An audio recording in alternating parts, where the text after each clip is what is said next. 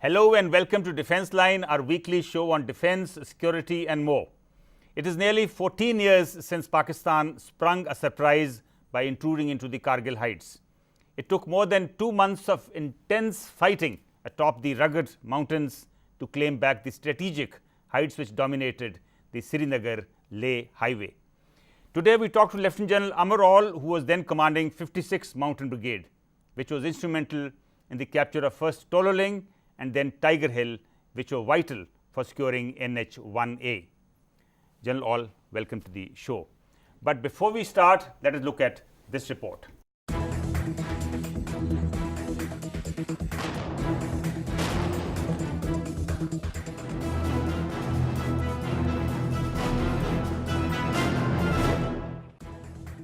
When Captain Vikram Batra repeated Ye Dil Mange More on live television from the heights of Dras, shortly after recapturing a Pakistan-occupied position on 5th of July, he not only emerged as one of the first heroes of India's first televised war, but also summed up in a nutshell the newfound can-do, will-do mood of the nation. The 1999 Kargil War took place between 8th of May, when Pakistani forces and Kashmiri militants were detected atop the Kargil ridges, and 14 July, when both sides had essentially ceased their military operations. The terrain of the Kargil and surrounding regions of the LOC is inhospitable in the best of times.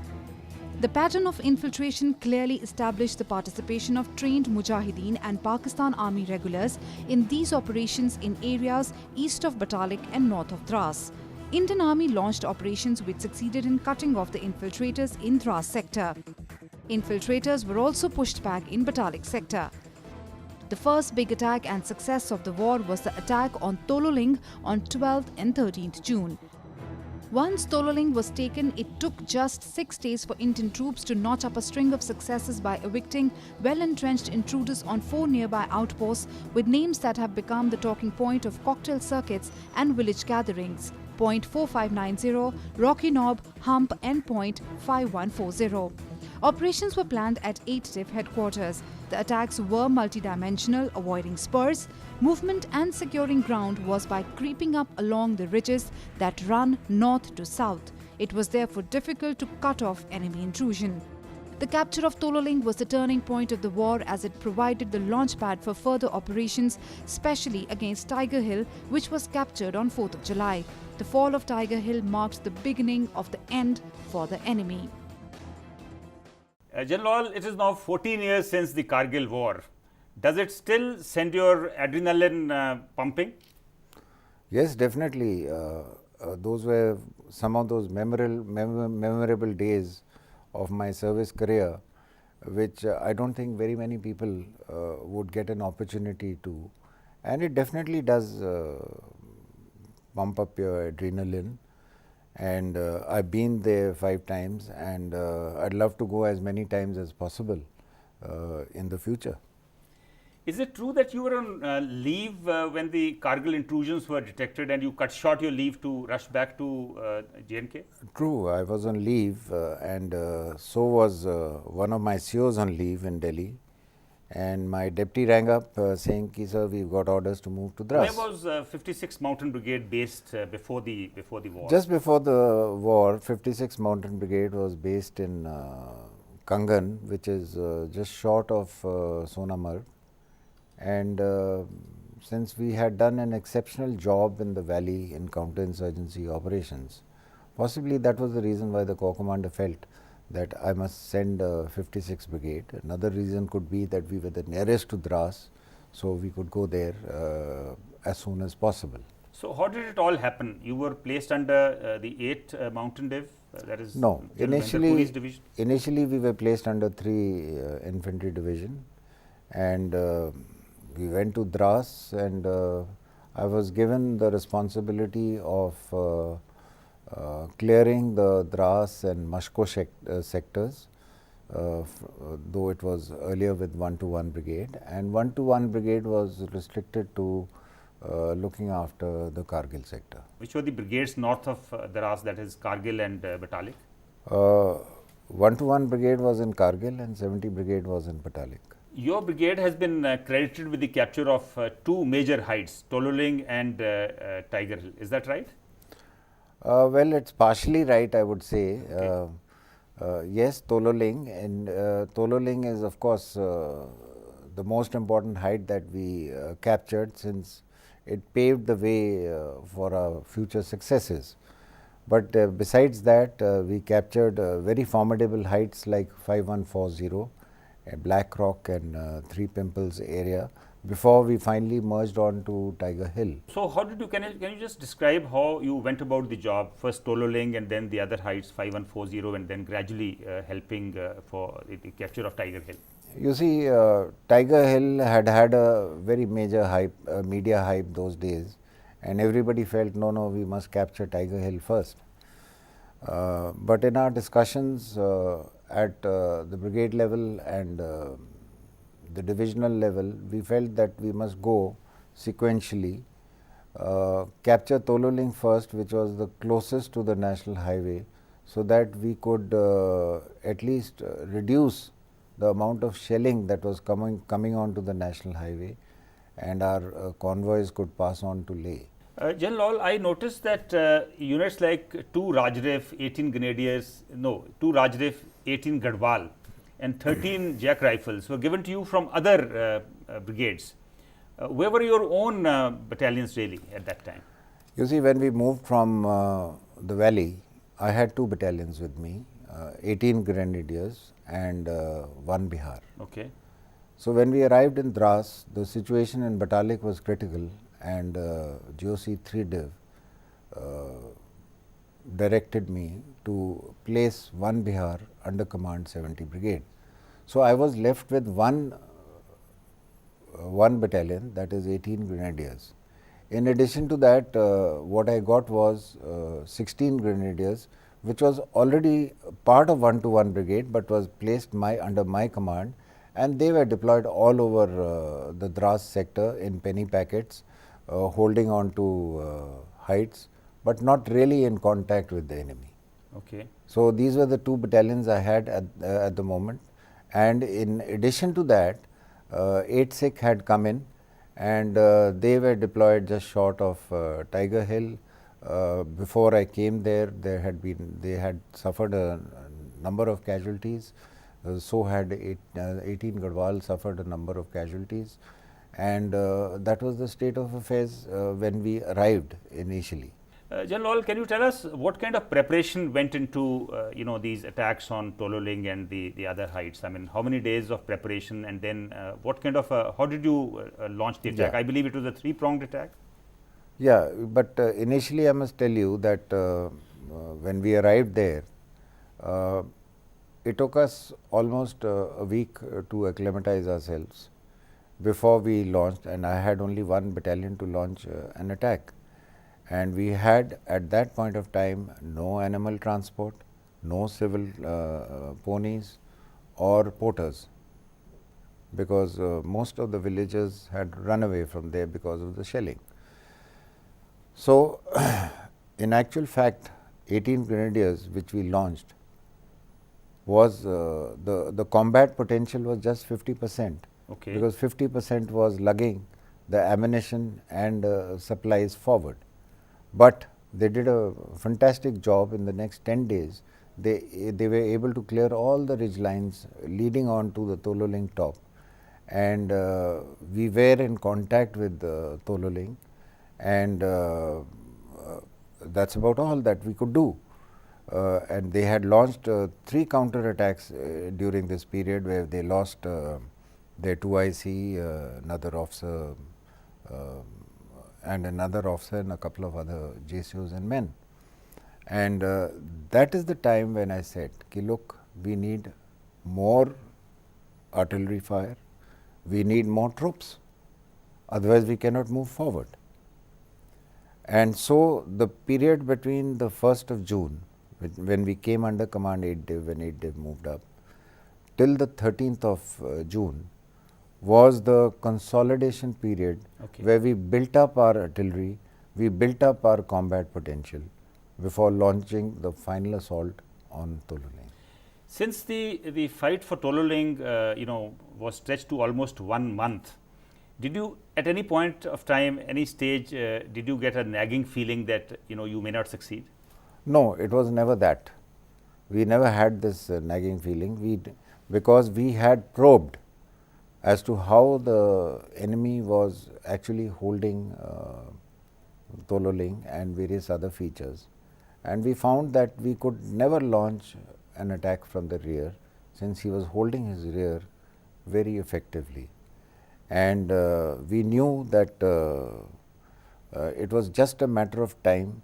It was just a matter of us getting enough combat potential into that area where we should be able to evict him from. But was the enemy getting reinforcements from the rear? Enemy was not getting any reinforcements from the rear, but he was holding these features very strongly. Okay. So, what kind of enemy strength was atop, let's say, Tololing and the nearby heights? You see, if you, I mean, after we had captured Tololing 5140, we realized that this entire battalion, there was one entire battalion of 6 NLI, which was holding on to Tololing and 5140 during that period. And that was the and the intervening features, you know, small features like those humps and knoll and all those features were held by 6 NLI, and that's the first time that we realized there were no militants there. It's a regular force which was holding these, though they may have been in salwar kameez and track suits and things like that. Right. But they were actually regular troops. What kind of artillery and air support did you get? Well, when we launched the operation on 13th of June finally, with 18 grenadiers holding the base and 13 Rajrif attacking from 3 directions, that is the northeast, south and southwest. We had artillery support, we had built up to almost 120 tubes. So, there was a hell of a lot of artillery support that we had to support the attack on Tololing. And what about the air support? We did not use air support for the capture of Tololing. Air support was initially used to bomb Tololing by Mi-17s, and on the 27th of May, when one of the Mi-17s was lost because of a Stinger missile fire, thereafter the Mi-17s were not used in that area. Okay.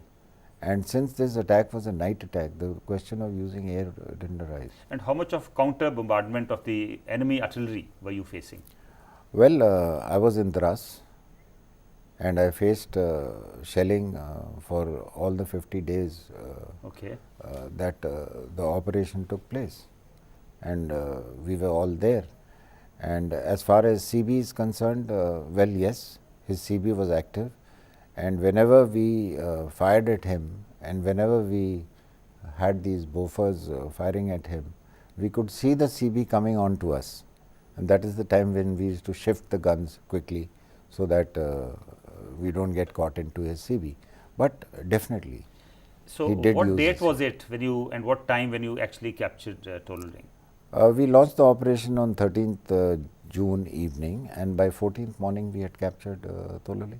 And at what loss? What are the casualties that you faced? Casualties were, we had lost about 3 officers from 18 grenadiers, and we lost 2 officers from 2 Rajrif and about 20 other people. And what about the enemy? What was their loss? Enemy losses were far greater. It's very difficult to estimate the exact losses in Tololing because even the bodies, they did not come, they did not take them away, nor did they accept it after the ceasefire. I believe your son, Captain Amit Aul, was also in the Kargil war. Did that worry you?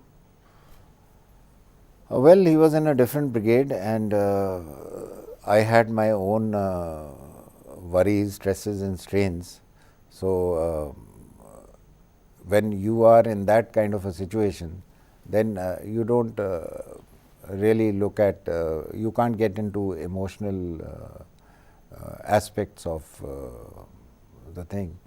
And whenever he went in for an operation, I used to wish him all the best and do well, my son, and that's it. But I'm sure Mrs. Aul, your wife, must have been worried. Well, she was worried.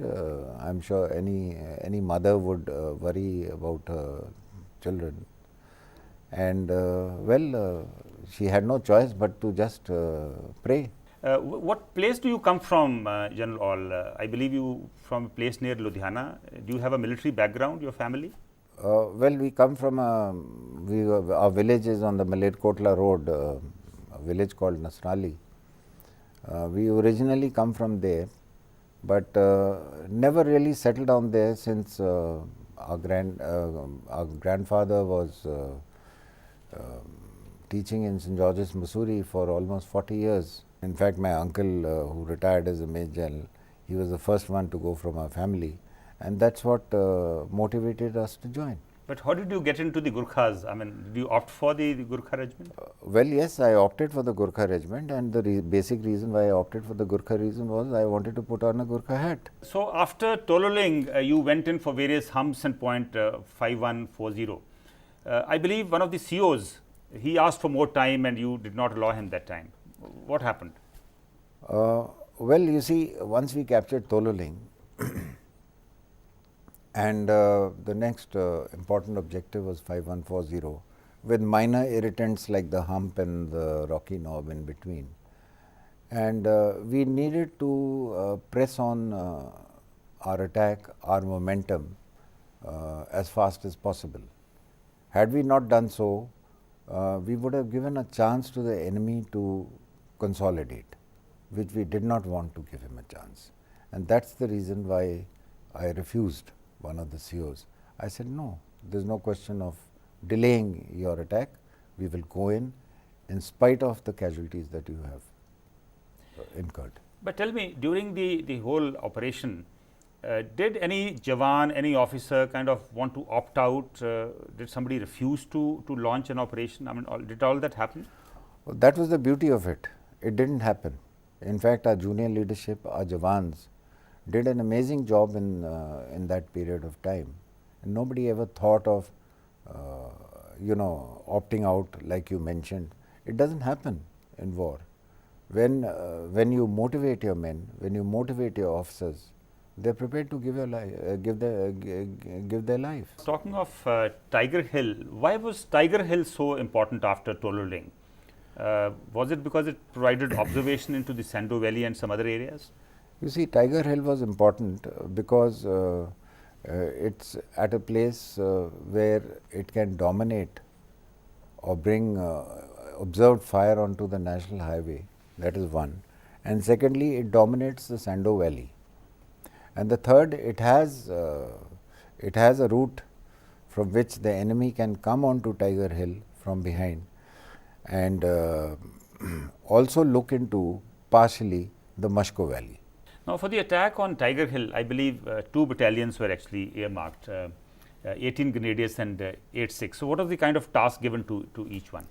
You see, the task that we gave was, now he had occupied Tiger Hill, which you can see on one of the sketches that are there. 18 Sikh was asked to hold on to the forward slopes of Tiger Hill. 8 Sikh.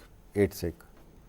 And 18 Grenadiers with their commando platoon, we gave them to go from the rear. Okay. And come on to the top and then roll down. Okay. So, this was a kind of so this way was to hoodwink the This was enemy. a way to hoodwink the enemy and to go from the most difficult approach. Had we not done it, because other approaches he had it covered from the western side, he had totally covered his approach. He could bring in reinforcements. Okay. But from the northern side, from where we launched one company and a commando platoon, there was no question of his bringing reinforcements. Plus, he could not see till the very last minute we were on top, where we are. So, he couldn't see our movement at all. And that is what surprised him. And we were able to take the top first and then clear the ridge line to the west, all those features which talked about India Gate and Right. various other features. So, when was it that you finally got Tiger Hill? I think it was the 11th of July. By 11th of July, Tiger Hill was totally cleared. So, how many days did that take you from the capture of Tololing to the capture of Tiger Hill? Well, you can say we launched operations on 13th of June So, almost at about a month. Tololing, almost a month before we finally captured Tiger. And what kind of losses did you have? Well, we had quite a few losses. In fact, BlackRock, 3 Pimples and 5140 we had comparatively less, but BlackRock, 3 Pimples we had quite a few losses. 2 Rajrif lost a number of officers and men, and the enemy put in quite a fight. You said the enemy put up quite a fight, but don't you think the enemy made your job less difficult by not using air power?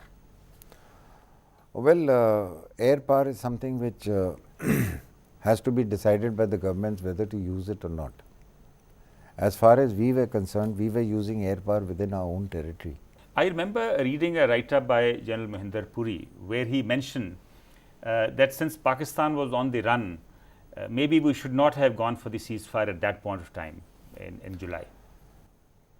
Well, that's his opinion, and but this is something which the government decided to go in for a ceasefire. Though we would have loved to cross over and take on some of the territories, definitely he was on the run.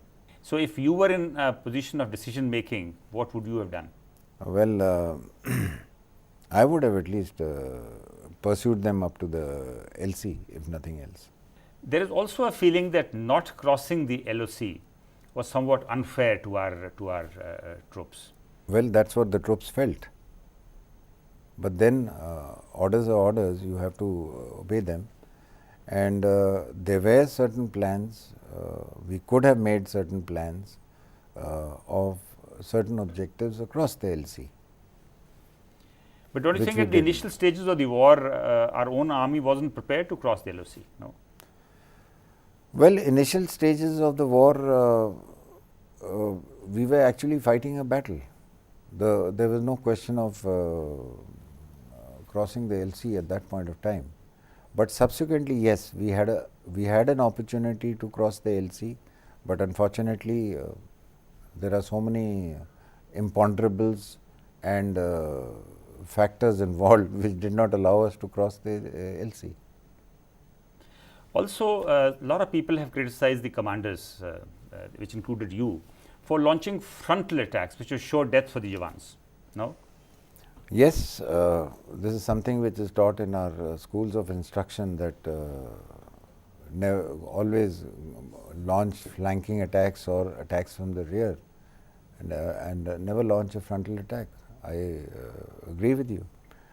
But we tried all ways and means, and the enemy was had covered his flanks, had covered his rear extremely well, and we did not get an opportunity to really penetrate his flanks or his rear. And So, you think frontal attacks was the only option? frontal attacks was the only option at that point of time. And of course, pitched in with surprise, we were able to reduce our casualties. How we did this? I will tell you in the case of 5140, you know, we changed the timings of attack. From the north, if we launched it at 8 o'clock in the evening, from the west we launched it at 8:30. So, we gave him a feeling that we are coming from the north and from the west. And then at 9 o'clock we launched from the south, which was a frontal attack, and we landed onto 5140 without a shot being fired. General, I am sure during the war there must have been lots of emotional moments, traumas, possibly some lighter moments also. We had an officer who had just come back from his